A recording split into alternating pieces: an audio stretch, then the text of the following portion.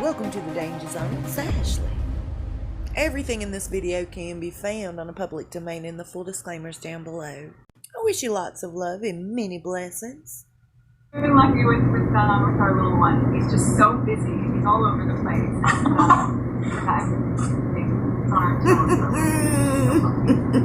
place. One person that lies, it's been proven, can look into the eyes of whoever they're lying to without guilt.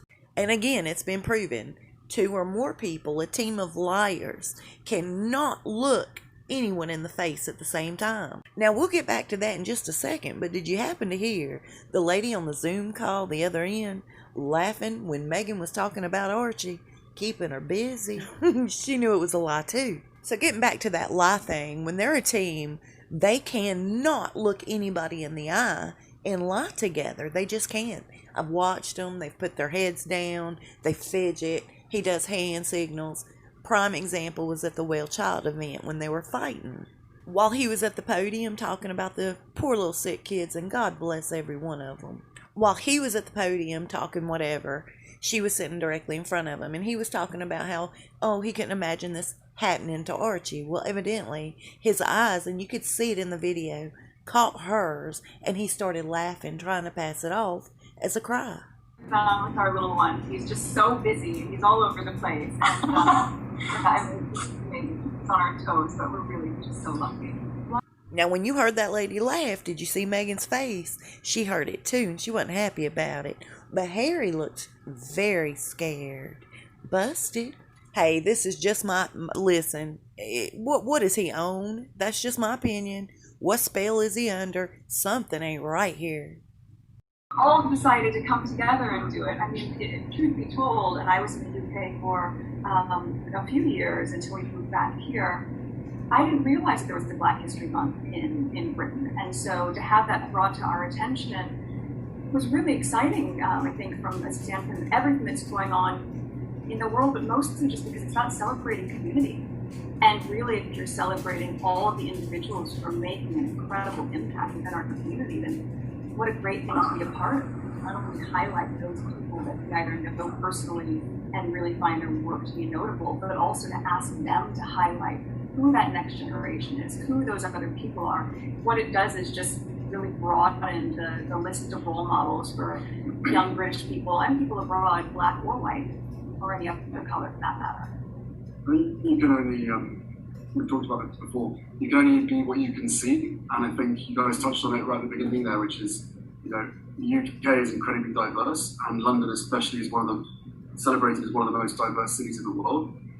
Yet if you actually get out on the streets and you actually talk to people, I think it's not always it doesn't feel as diverse as it actually is, and therefore now is the best time for us to be able to use our platform, join with your platform as well, so that we can actually start a conversation and introduce people to the black community that are making a massive difference within their own communities, but across the UK as a whole as well. So I think it's a month of celebration, and of course with a lot of other things going on in the UK and America and around the world at the moment, there can be parallels or connections to that. But essentially for us, this is very much a celebration of Black History Month.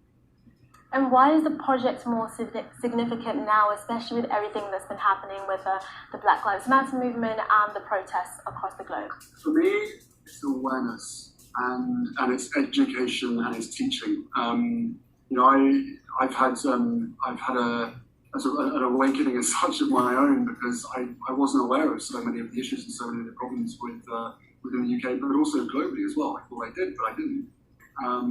And this isn't about pointing the finger, this isn't about blaming anybody, this is just about using this opportunity this month, as I said, to introduce Brits to other Brits that they might not know about or they might not have heard about. And I think the power of community that comes from that is absolutely vast, especially for young black men and young black girls. Well, and I think also what it does is just remind people of our shared humanity. And that's the takeaway. It's educational, but it's also really exciting just to find more people in the community that are inspirational. Do you have any reflections on the Black Lives Matter movement in the UK in particular? And does being over in the States give you a different perspective on it? It's a different movement. I think the impetus is from a place of recognizing equality. And if you just go back to its ground level of that, then I don't think there's anything controversial about it. You know, we had the fortune of talking to very early on this year when the Black Lives Matter and the racial justice movement in the US was coming to a head after the murder of George Floyd. We spoke with Alicia Garza, who's one of the founders of Black Lives Matter. And as she could reiterate, the impetus is really just about reminding people of your worth. And I think, you know, as we've seen different iterations of it, what has been inflammatory, I think, for a lot of people is when any version of a community becomes disruptive, but when there's just peaceful protest and when there's the intention of just wanting unity and wanting the recognition of equality, then that is a beautiful thing, actually. And so, you know, while it has been challenging for a lot of people, certainly in having to make this reckoning of historical significance that has gotten people to the place that they are, that's uncomfortable for people. And we recognize that. It's uncomfortable for us. And I think when everyone just starts to own that, we push through that and focus on how do we make it different moving forward. And if we just focus on the uplift and the positivity of that while still... I'm sorry, y'all. I couldn't listen to her mess any longer. Don't buy into this Black Lives Movement.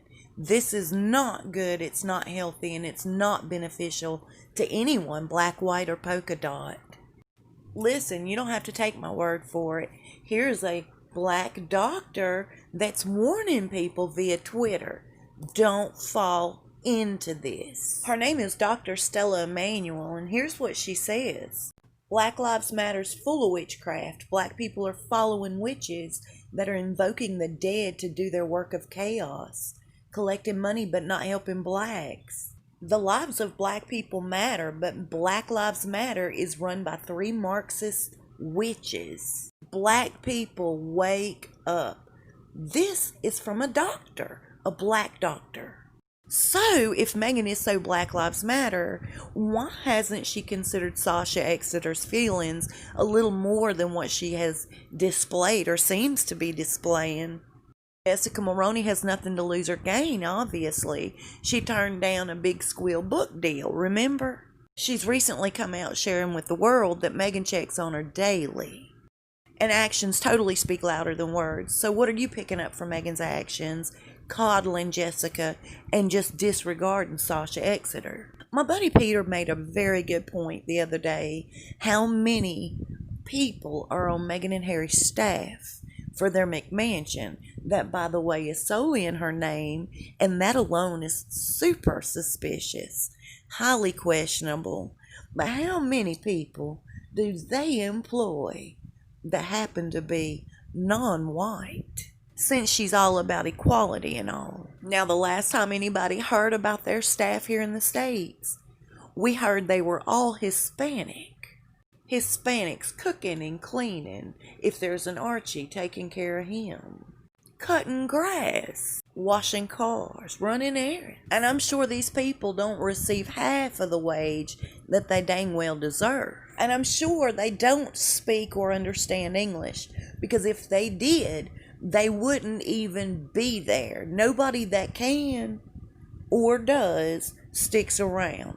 Not with Meghan. I mean, it doesn't take a brain surgeon to know something much larger's in the works here. She's what, 45, 48, however old she is. She's been piddling around Hollywood since she was a small kid, going to Married with Children with her dad. She was too busy writing Palmolive soap to care about black people then. Why is it just now she's trying to start talking about Black Lives Matters? Because it gives her that platform Handbag Harry spoke of. So listen, when Black Lives Matter fizzles out, and God willing it does, fast, the very next controversial thing after that, Meghan will be leaping onto it with all fours. That's just who she is. She's a true narcissist. She'll never be a leader. She'll never be an innovator. She'll never be a crusader. She's not creative or smart. She's always taken the easy way out her entire life. using anything and everybody in her way as stepping stones. So please don't think that your Black Life matters to Meghan. You're just another stepping stone, another rung on the ladder.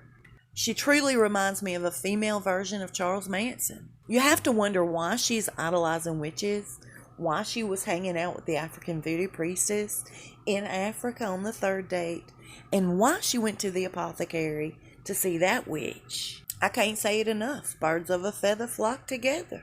Those are my thoughts, and I'm sticking to them. I hope you're having a really good day today. I'll see you soon, and we'll talk fast. Please stay safe and be blessed.